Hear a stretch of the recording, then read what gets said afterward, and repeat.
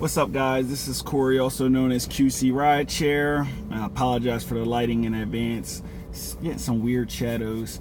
But I have been asked by a number of passengers what you can do to protect your Uber rating or your Lyft rating.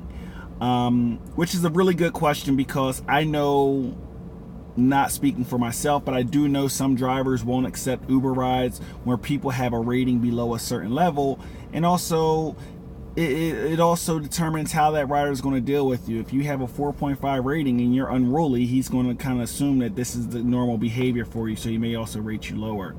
But there's a couple things that I think that passengers don't realize that can cause you to get a lower rating, and I don't think it's something intentional, but I think that it is a behavior that it happens. So there's two main things. I'm just going to cover these real quick. The first thing that will cause a passenger to get a lower rating would be not being out at the vehicle within the 5-minute time period, or acknowledging the trip. Not coming out, but never actually coming to the vehicle in a timely manner. You have to understand that Uber drivers and Lyft drivers, we operate on time. We're limited in the time that we're going to be out, so we want to make sure that every ride counts, that we're maximizing our time. So if you come out and you see the driver and you know he's waiting for you, but you go ahead and start having another conversation, yes, you're within your 5 minutes, but that driver's probably going to rate you because that's just not considered to his time. You want to Uber and Lyft encourage you that when you do book, that you're already outside, because when you do that, it's showing that you're ready to go.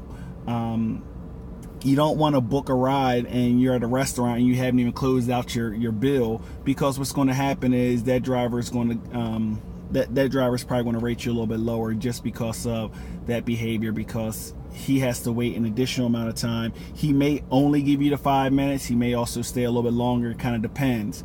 But I would say that's one way that you'll find that your rating is going to probably drop with the Uber driver.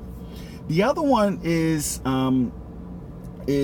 little bit, the other one's a little bit different. Most Uber drivers, no, just about all Uber driver and Lyft drivers, will use some form of GPS, either Google Maps or Waze, and they'll just go ahead and use Google Maps to navigate you. If you see your Uber driver using Google Maps or Waze to navigate you there, and they're following a direction, and you see there's a turn, they see that there's a turn, there's no real reason to tell them that there's a turn.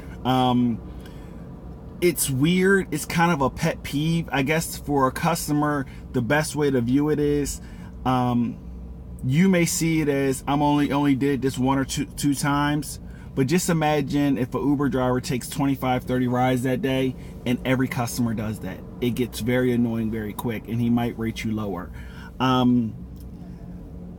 And especially if that kind of mixes in with some other issues, you may see your rating go down. So I would say consider those two things if you're trying to maintain or keep a high rating with Uber and Lyft. Always be considerate. Tipping is always appreciated. It's not required, but it's always appreciated. And happy riding. Alrighty, guys, you have a good one. See you on the next one.